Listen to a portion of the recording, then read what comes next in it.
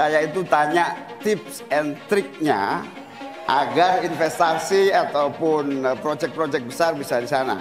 Sebab saya lihat itu ada 32 proyek pemerintahan pusat, ada juga berbagai program-program yang luar biasa, patut kita banggakan.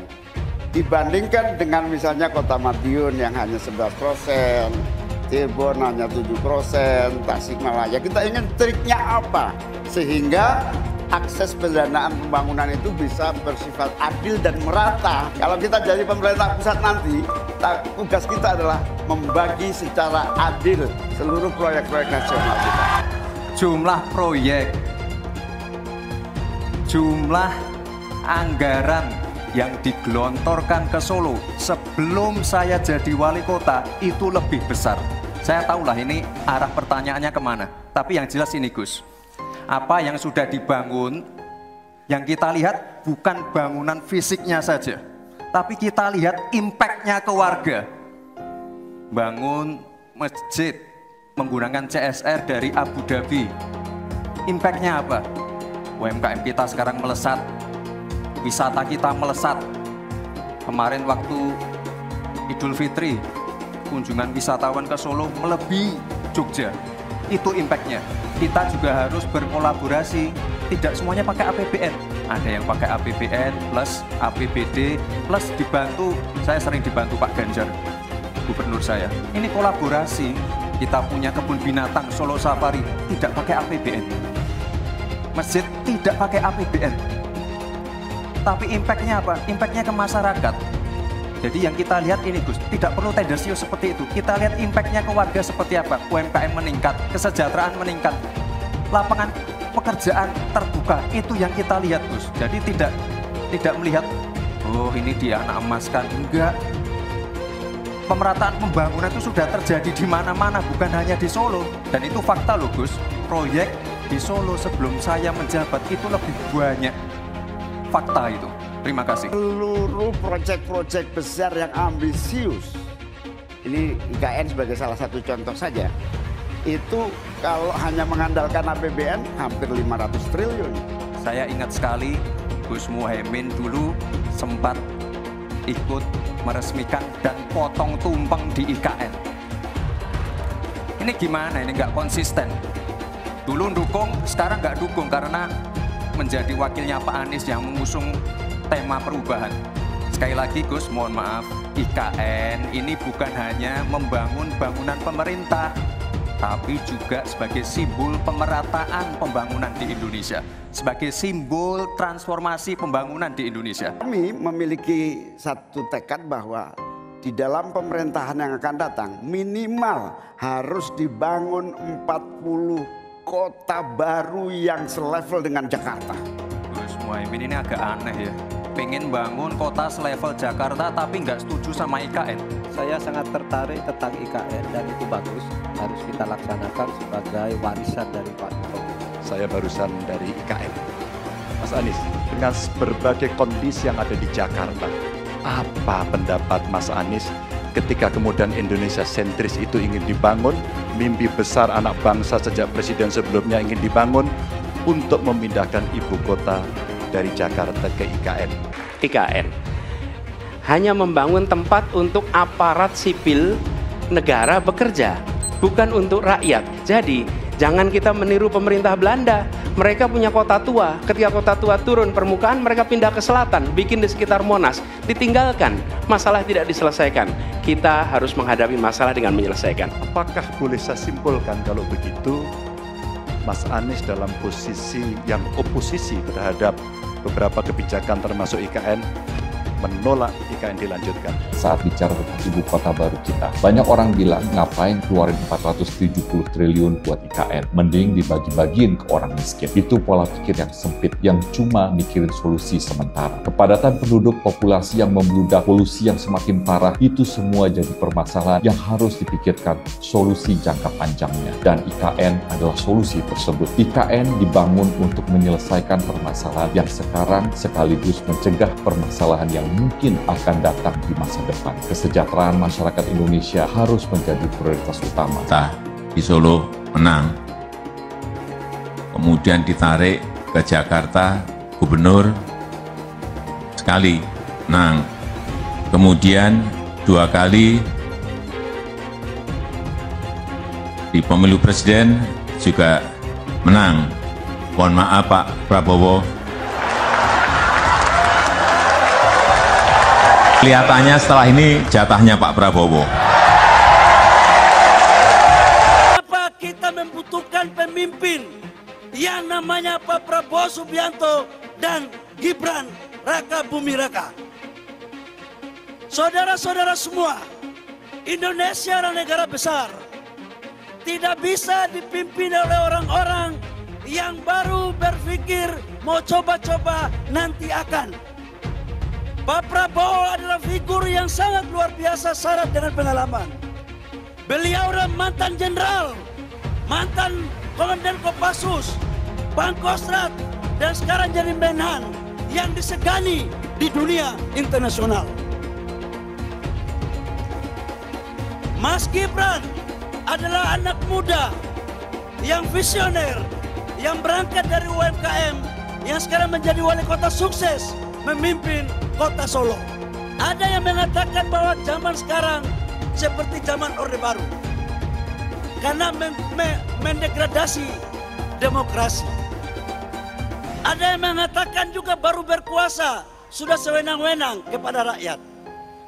Bapak Ibu semua, saya ingin menyampaikan kalau di zaman Orde Baru partai itu cuma 3, Golkar, PDIP, dan P3. Tidak ada partai lain. Dan menteri yang banyak dulu itu cuma partai Golkar. Tapi di zaman reformasi, sejak 2014 sampai dengan 2023 sekarang, menteri terbanyak itu adalah menteri dari partai pendukung pemerintah. Di antaranya adalah PDIP, Golkar, Nasdem, PKB, dan P3. Jadi sebenarnya siapa yang Orde Baru itu? Kalau ada capres-capres atau cawapres yang menyinggung kita, jangan kita tanggapi berserius terlalu. Kita happy aja, kita santai saja. Biasanya kalau yang sudah mau kalah itu panik dan bawaannya marah-marah saja. Itu biasanya marah-marah saja terus. Dan kalau yang menang itu biasanya senyum-senyum saja. Dan insya Allah saya yakinkan Prabowo Gibran insya Allah akan memenangkan pertarungan Pilpres pada 2024 tanggal 14 Februari. Setuju? Kemungkinan koalisi Ganjar dan Anies Baswedan.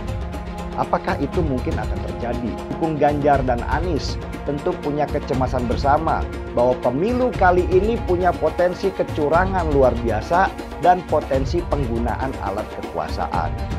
Saya tetap memprediksi bahwa tetap akan terjadi 2 putaran.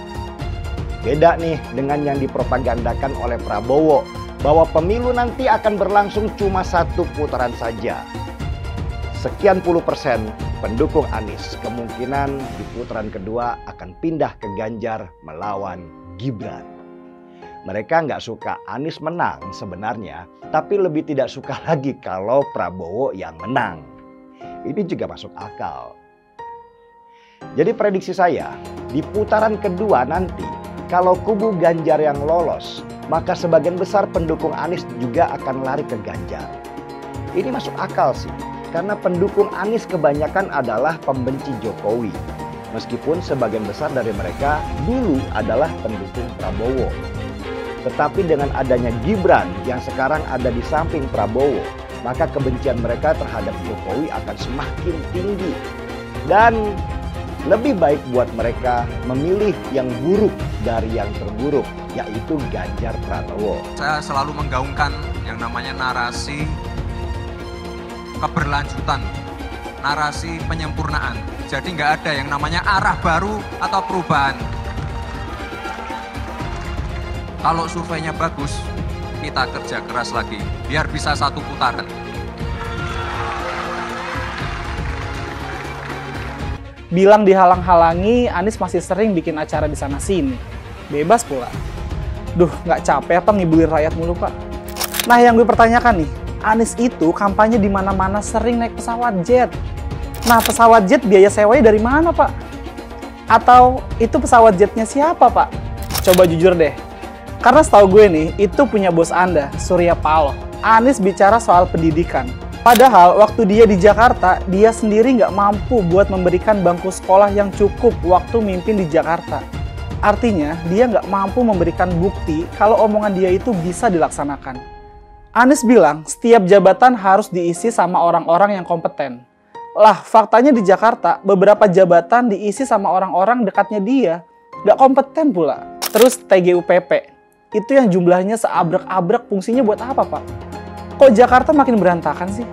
Sekali lagi, Anies nggak bisa membuktikan omongannya. Anies bilang dia akan membuka lapangan kerja. Yang dulu janjinya 200.000 lapangan kerja, ternyata cuma ngomong kosong, alias cuma janji palsu. Soal pembangunan yang berkelanjutan. Dia bilang di Jakarta dia udah meneruskan yang udah baik. Lu jangan percaya ya, itu ngibul. Faktanya nggak seperti itu loh. Belum lagi nih, program penanggulangan banjir. Jadi di daerah Jakarta itu ada daerah yang sebelumnya udah bebas banjir.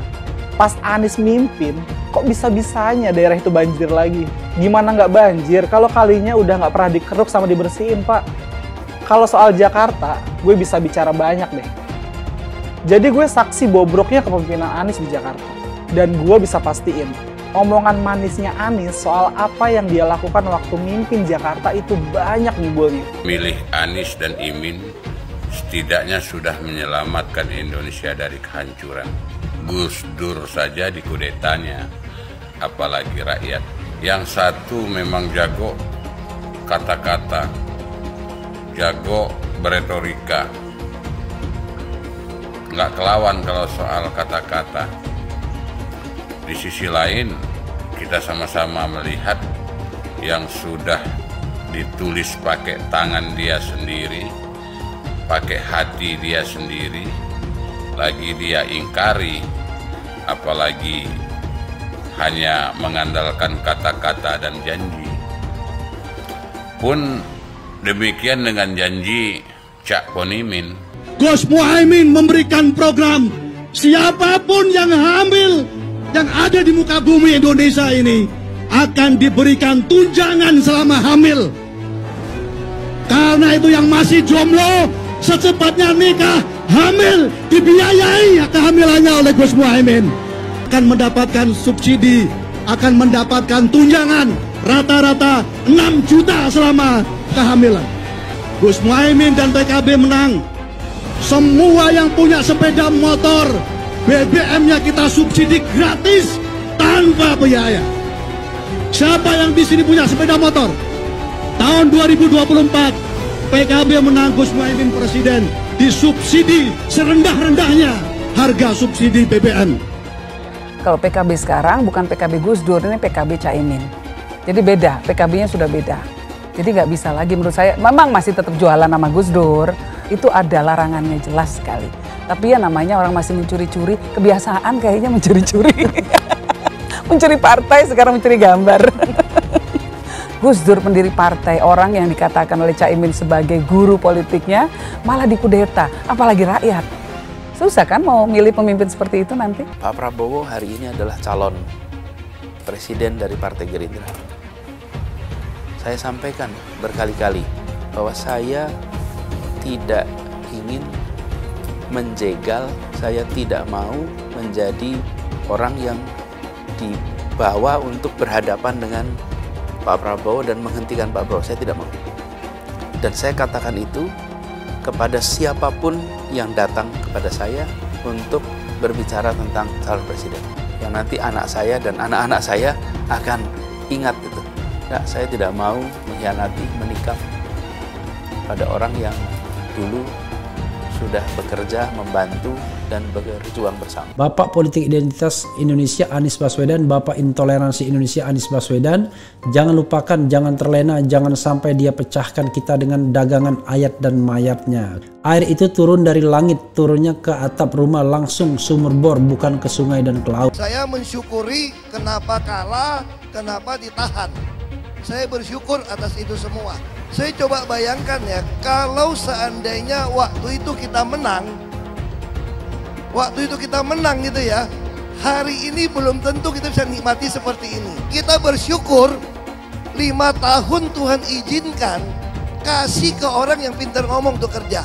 Coba kalau kita bayangkan gitu ya, kalau kemarin saya masih jadi gubernur, ini saya udah turun ini. Tapi yang pintar ngomong itu dikira orang hebat kan?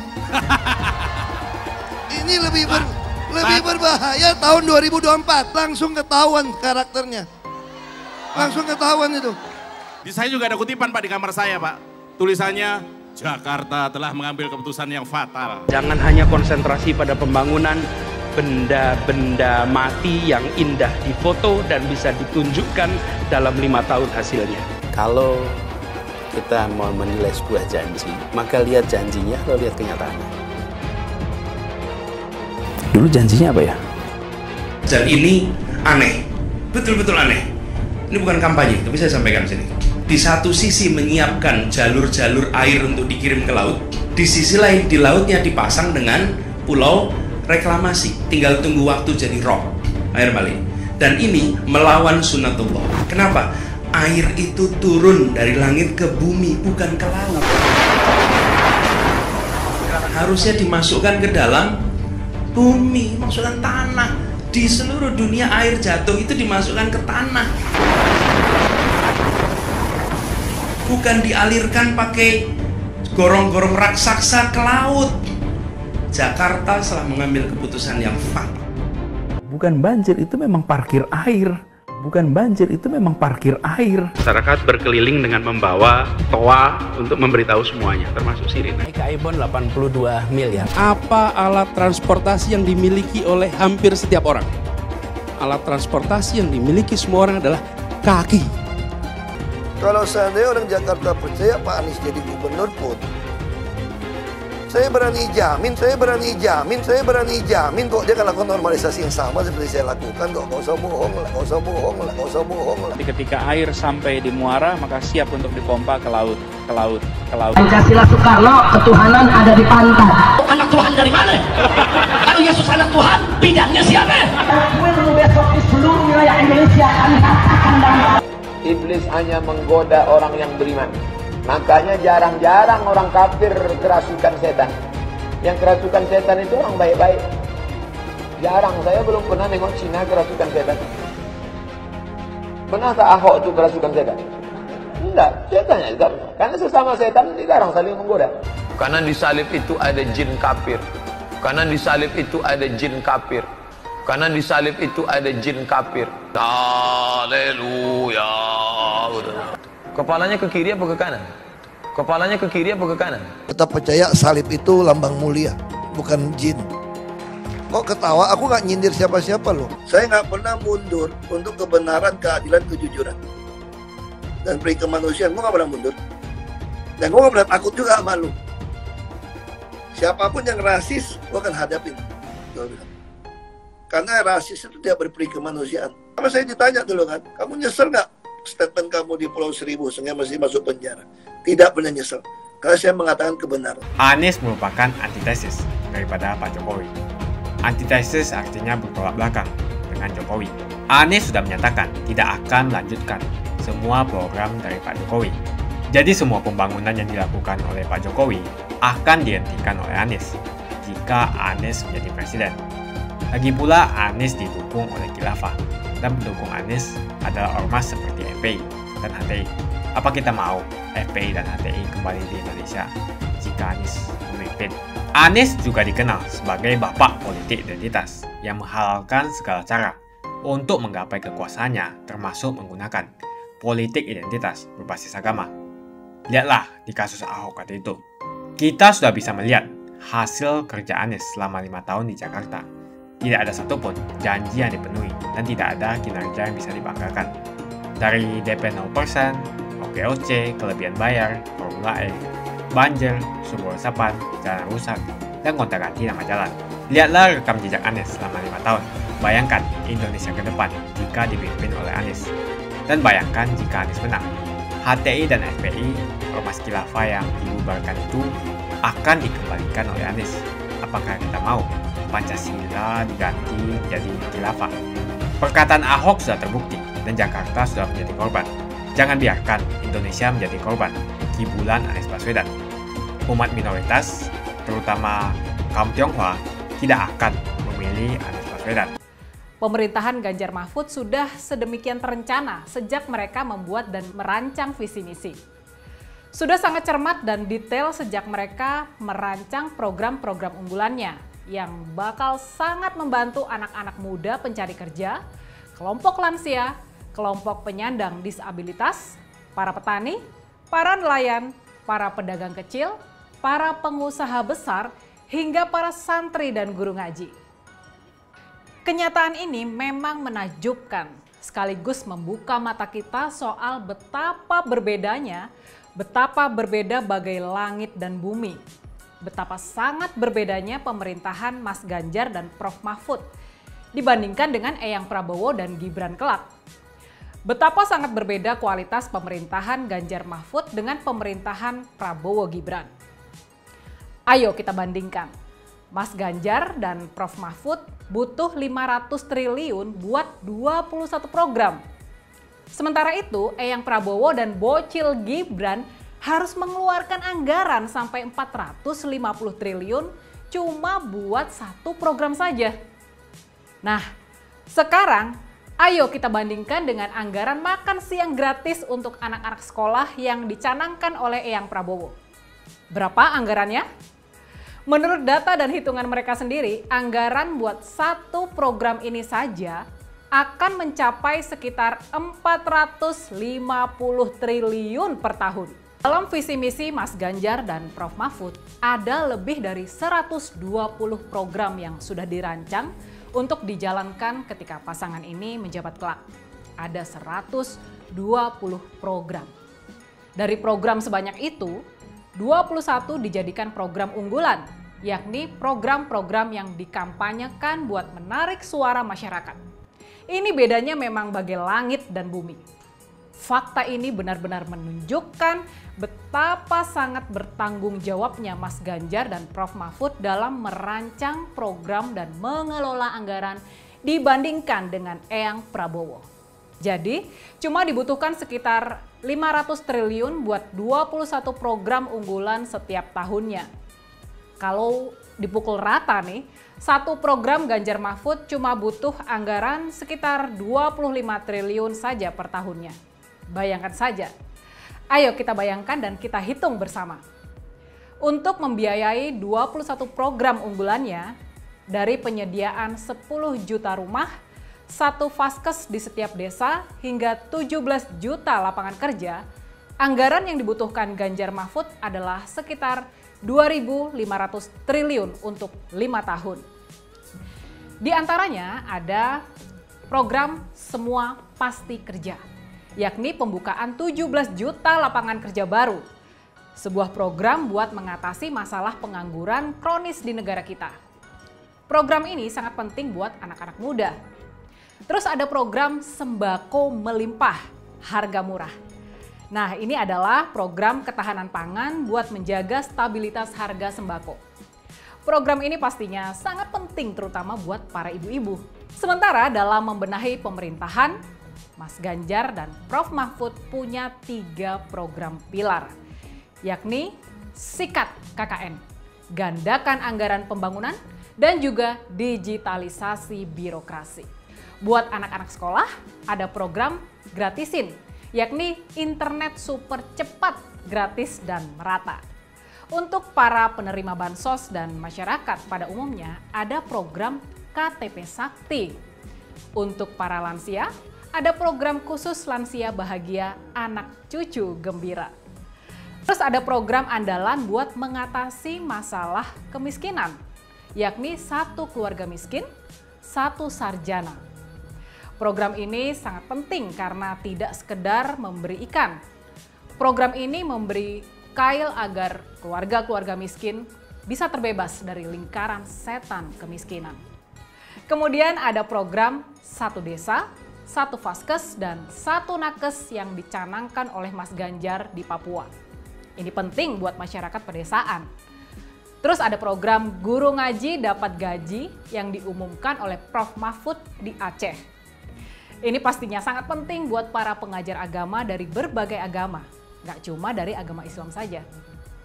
Terus, yang disebutkan barusan, baru 12 dari 21 program unggulan Mas Ganjar dan Prof. Mahfud.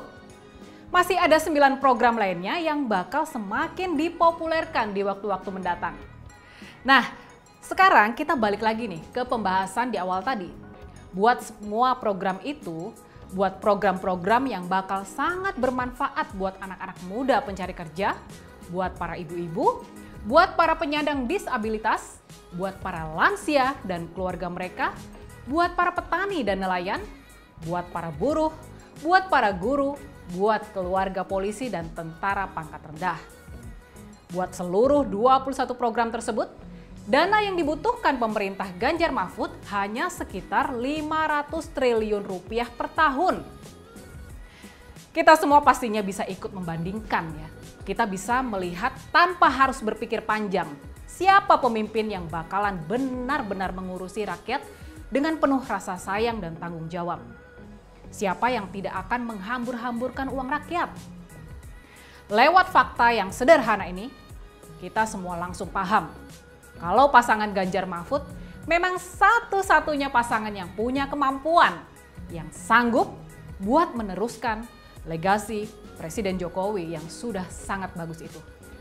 Angka buat 21 program dan 21 manfaat ini hampir sama dengan anggaran cuma satu program unggulan dari Eyang Prabowo, yakni makan siang gratis untuk para siswa yang besarnya mencapai 450 triliun rupiah.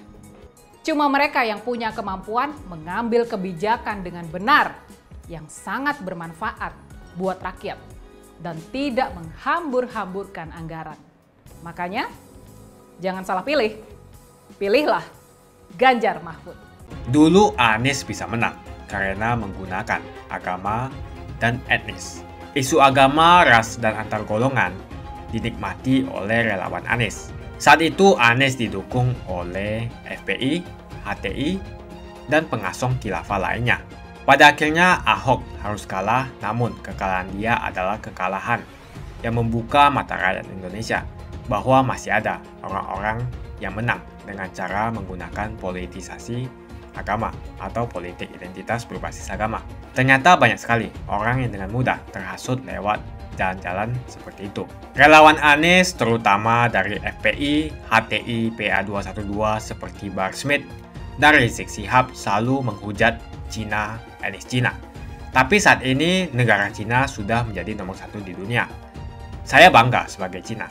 Etnis Tionghoa dicap sebagai pemberontak, sedangkan etnis Arab dianggap sebagai Tuhan atau tuan dari pribumi. Etnis Arab dipuja-puja dan dianggap sebagai dewa. Lihat saja Rizik Syihab dan Bahar Smith dipuja-puja, padahal mereka mengujar kebencian. Pengasong khilafah seperti Rizik Syihab, Bahar Smith, dan teman-teman, mereka hanya buat gaduh di Indonesia. Sedangkan negara yang mereka sanjung-sanjung itu, Arab Yaman, masih belum maju dan masih terbelakang.